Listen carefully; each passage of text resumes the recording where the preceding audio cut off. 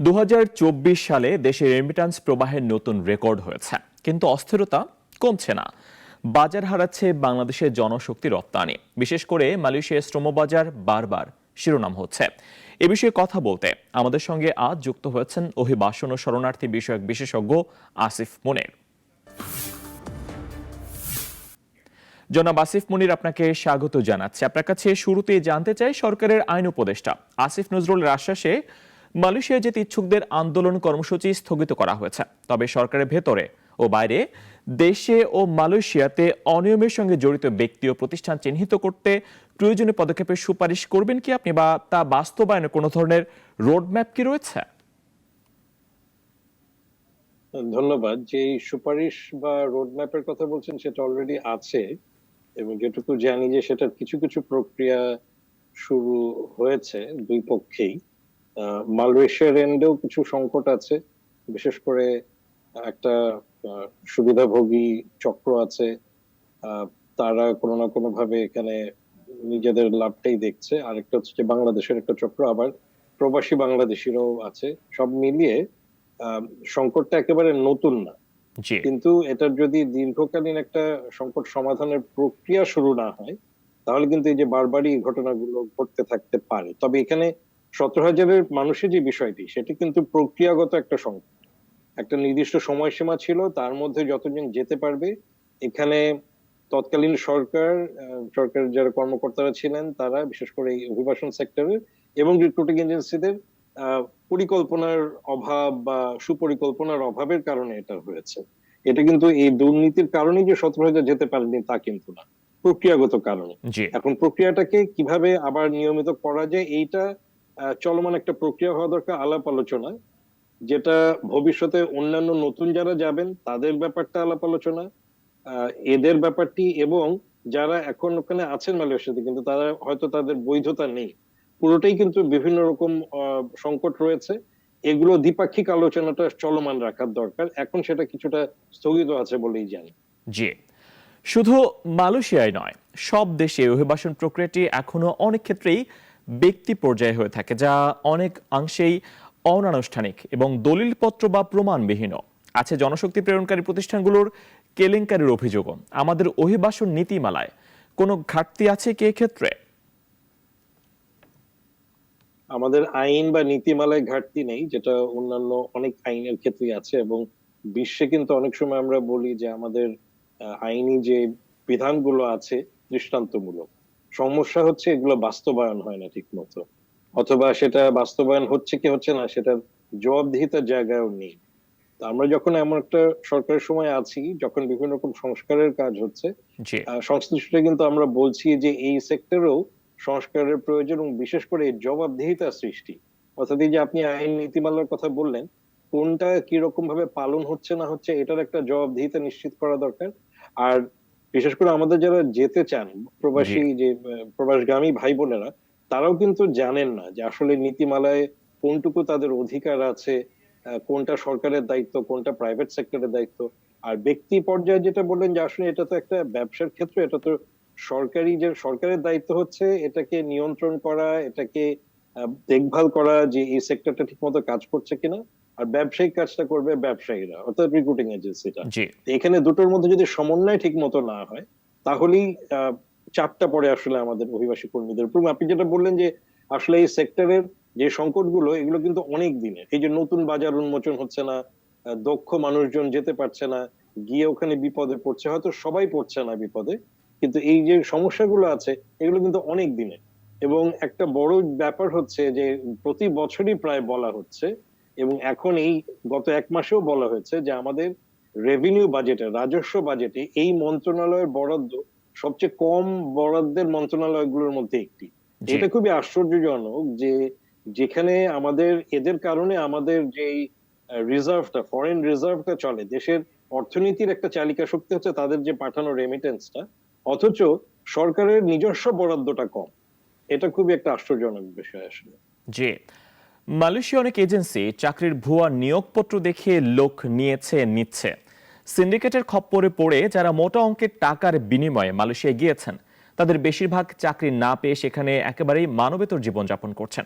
তাদের বিষয়ে কি ধরনের উদ্যোগ নেওয়া হচ্ছে বা আদৌ উদ্যোগ রয়েছে কিনা? সেটা যেটা একটু আগে বলছিলাম যে অনেক ক্ষেত্রেই একটা হচ্ছে যে দ্বিপাক্ষিক কিছু দলিল পত্র থাকে, অর্থাৎ মালয়েশিয়ার ক্ষেত্রে মালয়েশিয়া এবং বাংলাদেশের আম, থাকা উচিত হচ্ছে বাইলাটারাল এগ্রিমেন্ট, যেটা আমরা বলতে পারি যে একটা চুক্তি। তো এখন বর্তমানে কোনো বিদেশের কোনো দেশের সাথে চুক্তি নেই, আমাদের যেটা আছে সমঝোতা স্মারক, জি। অর্থাৎ একটু ঢিলে ঢালা একটা এক ধরনের একটা আন্ডারস্ট্যান্ডিং এর মতো ডকুমেন্ট। সেটার কারণে যেটা হয় যে জবাবদিহিতা ওই দিক থেকেও খুব একটা থাকে না, আমাদের দিক থেকেও থাকে না। মালয়েশিয়া যেটা বলছেন, সংকটগুলো অনেকেরই জানা, কিন্তু দ্বিপাক্ষিক একটা হচ্ছে যে এই ডকুমেন্ট এবং এই সমঝোতা স্মারকের ভিত্তিতেও দ্বিপাক্ষিক আলোচনা হওয়ার কথা, বৈঠক হওয়ার কথা, সেইটি নিয়মিত অনেক সময় হয় না, বিভিন্ন কারণে বিলম্বিত হয়। সেটা অনেক সময় আমাদেরও অজানা থাকে যে কেন হচ্ছে না। ওই আলাপগুলো হলে যেটা হয় যে যে সংকটগুলো আছে, এবং আপনি যেটা বলছেন যে ওখানে বৈধতা পাচ্ছে না এবং জি। অনেককে ফেরত পাঠানোরও একটা প্রক্রিয়া অনেক সময় তারা করে, এগুলো দ্বিপাক্ষিক আলোচনাটা চলমান রাখা দরকার। এবং যেটা হতে পারে যে এখানে যদি প্রয়োজন হয় একেবারে সর্বোচ্চ পর্যায়ের প্রতিনিধি হয়তো বিশেষ করে অন্তর্বর্তীকালীন সরকারের পক্ষ থেকে প্রেরণ করা যায়। এখানে শুধুমাত্র মানে এখানে তো উপদেষ্টা যেটা করবেন এখানকার নিয়ম কানুন গুলো ঠিক করবেন, কিন্তু বা এটার দিকটা দেখবেন, কিন্তু মালয়েশিয়ার দিকে কি কি সংকট তৈরি হচ্ছে এবং সেখানে সরকারি কর্তৃপক্ষ ঠিক মতো দায়িত্ব পালন করছে কিনা, ওখানে কি কি অনিয়ম হচ্ছে, এটার ব্যাপারে আমাদের দূতাবাসের অনেক সময় বলা হয়েছে তাদের আমরা সেই সক্ষমতাটা দেখিনি সব সময়। তো সেই ক্ষেত্রে একটু সর্বোচ্চ পর্যায়ের প্রতিনিধি পাঠাতে পারে সরকার, যাতে দূতাবাসকেও যদি একটু তাদের জবাবদিহিতা নিশ্চিত করার ব্যাপারটি দেখতে হয়, সেটি আমাদের এখান থেকে করা যেতে পারে, কিন্তু এটা মালয়েশিয়াতে গিয়ে করতে হবে। আর অনেকেই জানেন যে ওখানের যে দুর্নীতি চক্র, সেখানে কারা কিভাবে জড়িত আছে, সেটার ব্যাপারে যদি মালয়েশিয়ান কর্তৃপক্ষের কিছু করার থাকে, সেটা সুনির্দিষ্ট কিছু পদক্ষেপ বাংলাদেশের দিক থেকে প্রস্তাব করতে হবে এবং সেটা ফলো আপও করতে হবে। জি। আপনি যে দুর্নীতির চক্রের কথা বলছিলেন, মালয়েশিয়ায় বিদেশি কর্মী নিয়োগের সফটওয়্যারের মালিক দাতু আমিন ও তার বাংলাদেশি সহযোগী রুহুল আমিন যৌথভাবে সিন্ডিকেট তৈরি করেছিলেন। তার অন্তত $200 কোটি আত্মসাৎ করেছে বলে অভিযোগ রয়েছে। মালয়েশিয়ার শ্রম অভিবাসনের অনিয়ম নিয়ে আন্তর্জাতিক চাপ কতটা লক্ষ্য করেন আপনি? আন্তর্জাতিক চাপ তো খুব একটা নেই, কারণটা হচ্ছে যে এই যে অনিয়মের কথাটা বললেন এবং আপনি যাদের নাম বললেন, এনারা সহ এই প্রক্রিয়াটা তো আসলে বাংলাদেশের ক্ষেত্রেই এই অনিয়মটা বেশি হচ্ছে, অন্যান্য দেশ এটাতে খুব একটা এফেক্টেড হচ্ছে না। সংকটটা হচ্ছে যে সেখানে আমি যেটা একটু আগে বলছিলাম, যে এই প্রক্রিয়ার সাথে মালয়েশিয়ার কর্তৃপক্ষ জড়িত, অর্থাৎ জি। আম, মানে যে কোনো দেশেরই সবকিছুর মধ্যে তো আসলে একজন ব্যক্তিকে দায়ী করা যায় না, এগুলো একটা চক্র।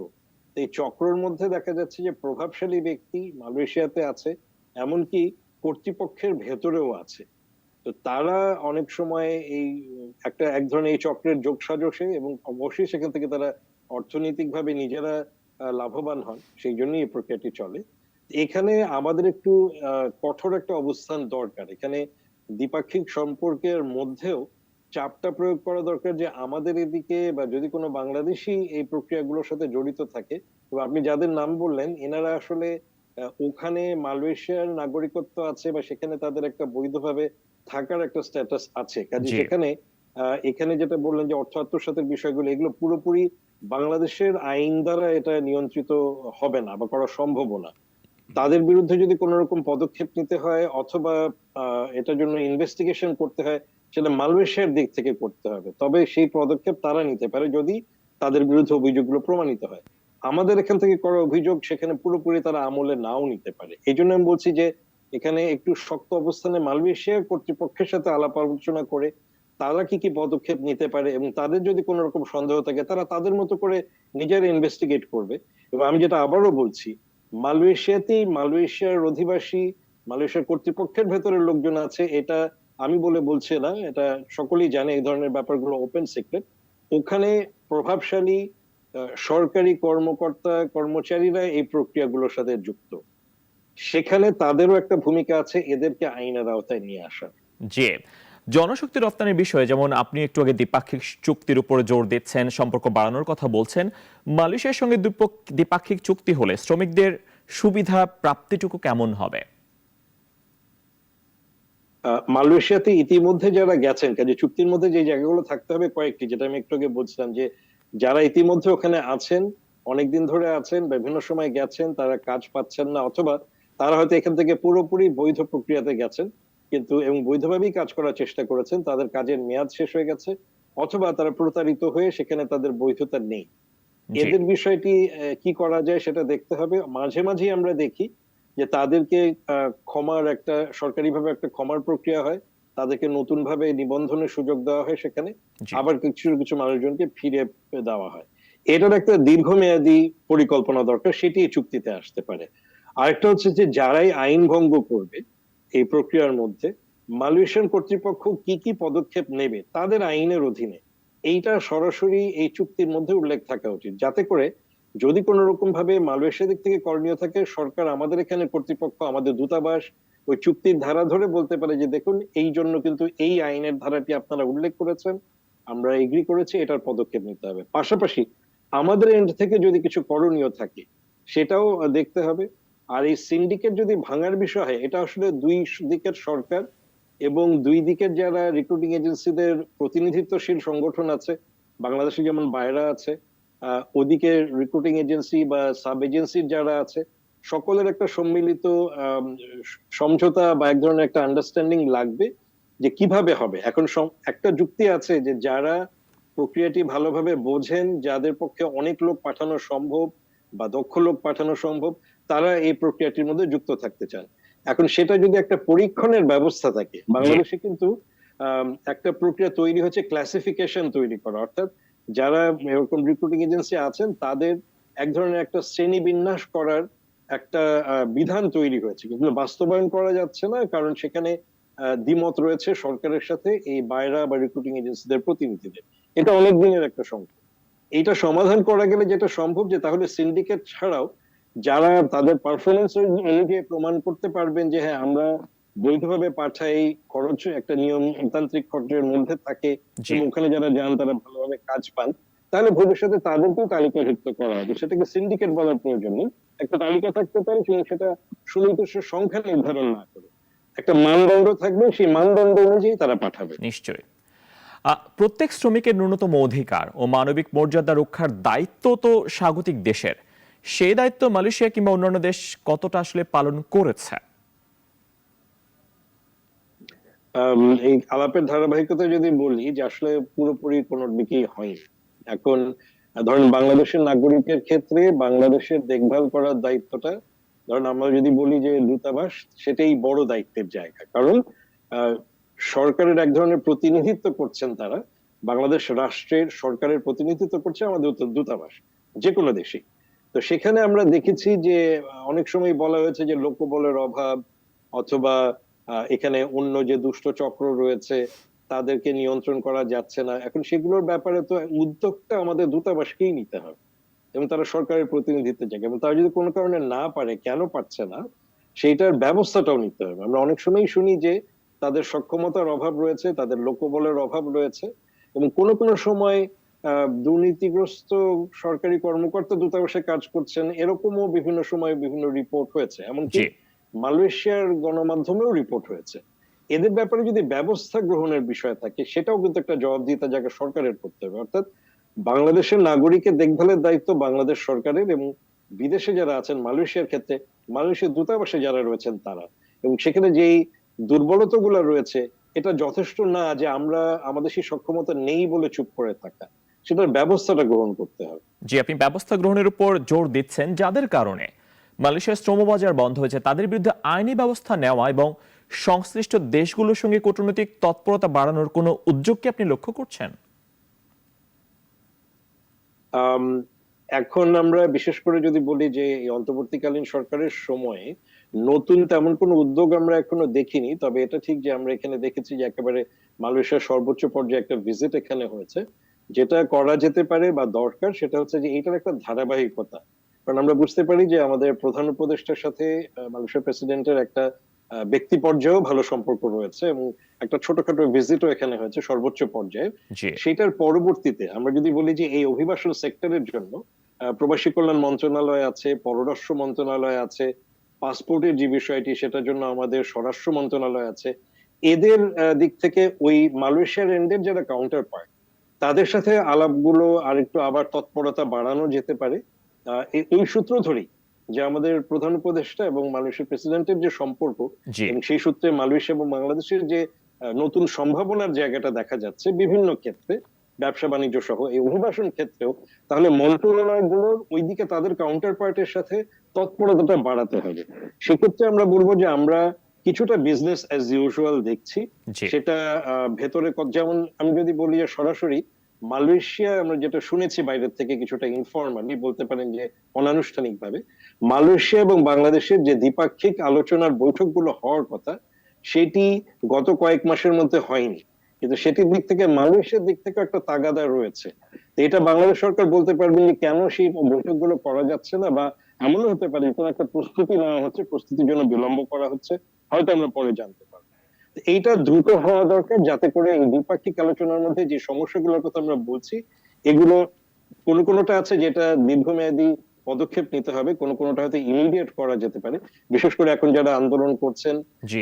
সঙ্গত কারণেই করছেন, এদের ব্যাপারে কি পদক্ষেপ নেওয়া যায়। এই বৈঠকগুলো কিন্তু নিয়মিত বৈঠক হওয়ার কথা, এটা গত কয়েক মাসে অনিয়মিত হয়ে গেছে। আমরা যদি জুলাই আগস্টের কথা বাদও দিই, জি। তার পরবর্তী সময় কিন্তু এটা বৈঠকগুলো হওয়ার কথা। কেন হয়নি সেটা কিন্তু আমরা এখনো জানি না। জি। মালয়েশিয়া শুধু নয়, ওমান, সংযুক্ত আরব আমিরাতের মতো বড় 3টি শ্রম বাজার বন্ধ হয়ে গেছে। হারানো সব শ্রমবাজার পুনরুদ্ধার করতে কি ধরনের উদ্যোগ আপনি আশা করেন? আম, এগুলো তো আসলে কখনো বন্ধ হয়, চালু হয়, এবং যেটা বলছিলাম যে এগুলো অনেক ক্ষেত্রেই প্রাইভেট সেক্টরের একটা উদ্যোগ। কারণ হচ্ছে যে ব্যবসাগুলো করেন রিক্রুটিং এজেন্সিরা, বা অনেক সময় ব্যক্তি নিজেও। কারণ কোন একজন মানুষ যেতে চাইলে দেখা যায় তার পরিচিত কেউ কোনো একটা দেশে আছে, সে তাদের নিজেদের, অর্থাৎ একজন ব্যক্তি নিজের নেটওয়ার্কের মাধ্যমেও কাজটা করে। কিন্তু এই নতুন যেটা আমি বলছিলাম যে চুক্তির ব্যাপারটি, এটি দেখার প্রয়োজন রয়েছে। নতুন নতুন দেশে অতীতে যেটি হয়েছে, বিদেশ ভ্রমণ হয়েছে, বিদেশ ভ্রমণ করে দেখা হয়েছে যে এখানে সম্ভাবনা আছে কিনা বাংলাদেশিদের নতুন ভাবে যাওয়ার, কাজ করার। তারপর একটা প্রতিবেদন তৈরি হয়েছে, কিন্তু কোনো পদক্ষেপ হয়নি। জি। কিন্তু বর্তমান যুগে আসলে আমার বিদেশে গিয়ে নতুন শ্রমবাজার খোঁজার প্রয়োজন নেই। আমার যেখানে দূতাবাস আছে এবং অনলাইনে খোঁজ খবর করে অনেক কস্ট এফেক্টিভ ভাবে স্বল্প খরচে এই খোঁজগুলো রাখা যায়, কিন্তু সেটা একটা নিয়মিত প্রক্রিয়া দরকার। অর্থাৎ এইটার একটা ওভারহলিং দরকার, একটা সামগ্রিক ভাবে আমাকে চিন্তা করতে হবে। কখন একটা বাজার খুলবে, আবার শুরু হবে, ধরেন এটা তো আহ, ওই দেশের কি প্রয়োজন, এই প্রয়োজনগুলো পরিবর্তন হবে। একটি দেশের অর্থনৈতিক সংকট কিরকম আছে, তার অর্থনৈতিক সম্ভাবনা কেমন আছে, সেইখানে তাদের নিজস্ব শ্রমবাজারটি কেমন, এগুলো তো বিভিন্ন সময় পরিবর্তন হচ্ছে। ধরুন জিও পলিটিক্স যদি বলি, বিশ্বের বিভিন্ন জায়গায় অনেক ধরনের যুদ্ধ বিগ্রহ হচ্ছে, আবার অর্থনৈতিক প্রগতি হচ্ছে, সরকার বদল হচ্ছে, যেখানে কোনো কোনো মুক্তবাজার অর্থনীতি বৃদ্ধি পাচ্ছে।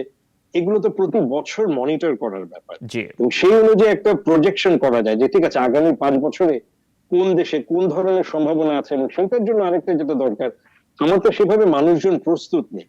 এটা যেটা বলছেন যে বিজনেস অ্যাজ ইউজুয়াল চলছে, তো চলছে একইভাবেই চলছে। আমরা বলছি যে আমার মানুষ, দক্ষ মানুষ আমরা পাঠাতে চাই, সেটা সবাই জানে, সবাই বোঝে, কিন্তু দক্ষতা বাড়ানোর প্রক্রিয়াটা হচ্ছে না।